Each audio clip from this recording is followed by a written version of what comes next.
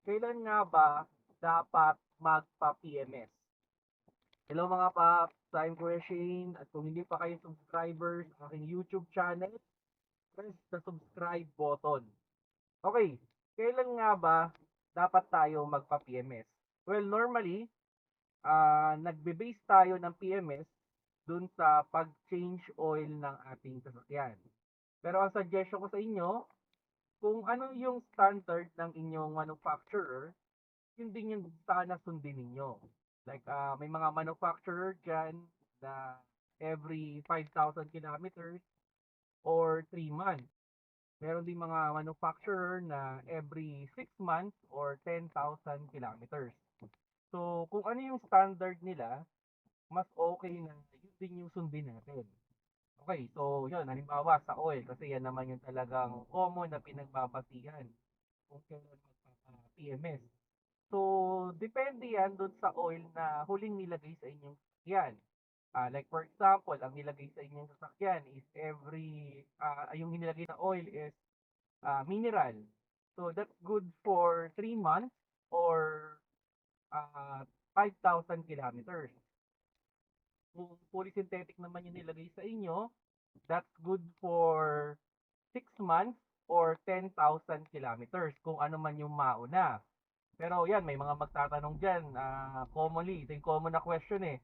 Sir, mineral yung nilagay sa akin, pero 3 months na siya, pero mga 2,000 pa lang yung natakbo, dapat na ba akong mag-change oil? Okay, on the idea, maging mas mahigpit tayo sa kilometers than sa months. Kung sakali man, no, na ah, mababa pa yung tinakbo, pero naabot na kayo nung months, pwede nyo namang i-extend yan kahit konti.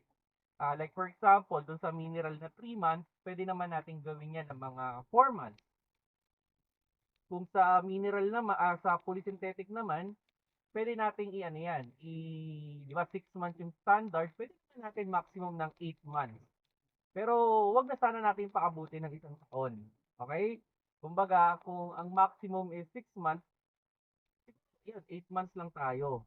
So, depende talaga dun sa oil na ilalagay natin. Then, normally, pag tayo ay nagpapa-PMS naman, so, chinecheck na yung mga preno, ah, nililiha yung preno, nililinisan, then, nag-physical check din. Then, yun, sa mga magpapa-PMS din, yung dun sa ano, yung tinatawag na heavy PMS.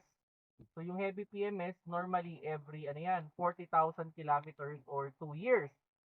So like for example, nakadalawang taon na yung kotse ninyo, mas okay na magpa-heavy PMS tayo. So yung normally yung heavy PMS, lahat ng fluid pinapalitan. So nandiyan na yung transmission fluid o yung CVT or ATF o gear.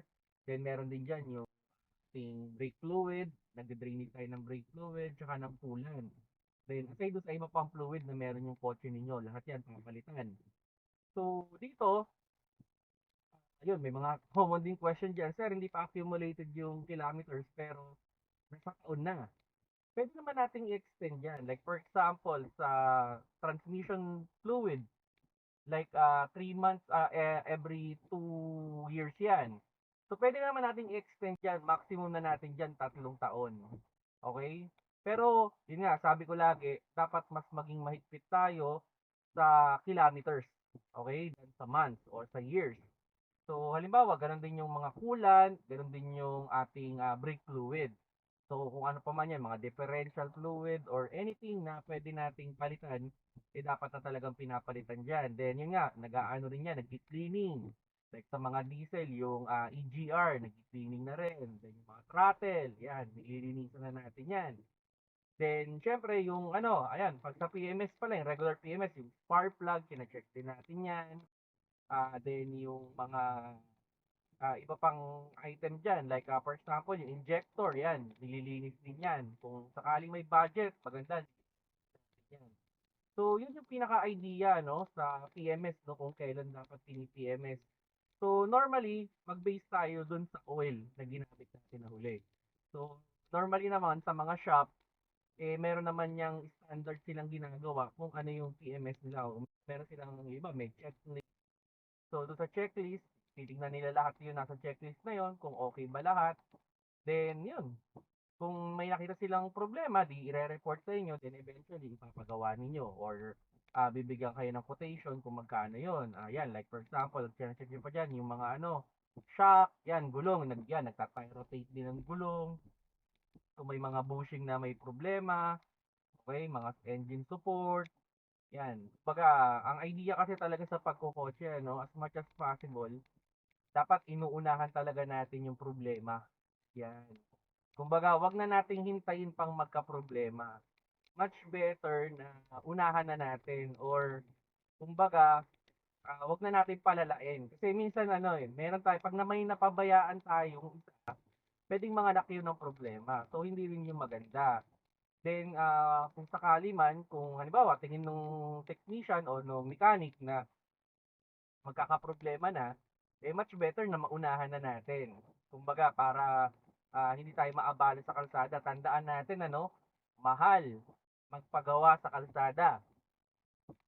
And minsan, ang problema pa dyan is pag sa kalsada tayo nasiraan, syempre, kailangan natin maitakbo, minsan modified. Minsan naman, kailangan natin magpa-towing. Napakamahal pa naman magpa-towing. Ang problema kung properly ba yung pagkaka-towing. Or yan, pag tumingin ka, syempre, may rescue. Mahal ang singil ng mechanic na rescue, di ba? Compare dun sa nasa shop. Then yun, yung mga parts nga, minsan, syempre, wala kang choice. Nasa lugar ka na hindi available yung parts, so magmo-modify. So, hindi magiging maganda yung effect sa ating sasakyan. So, as much as possible sa PMS, mas kumbaga inuunahan na rin nila. So, doon sa question na kung kailan, 'yun, pwede na tayo mag-base dun sa oil na huling ginamit natin. Okay? So, 'yun mga paps, no, sana nakakuha kayo ng idea with regards dun sa PMS, kung kailan ba dapat nagpapa-PMS. 'Yun, kung kahit nasa labas na tayo ng kasa, tapos na yung warranty or bawal sa ibang mechanic na tayo nagpapagawa, sundin pa rin natin kung ano yung ginagawa ng kasa.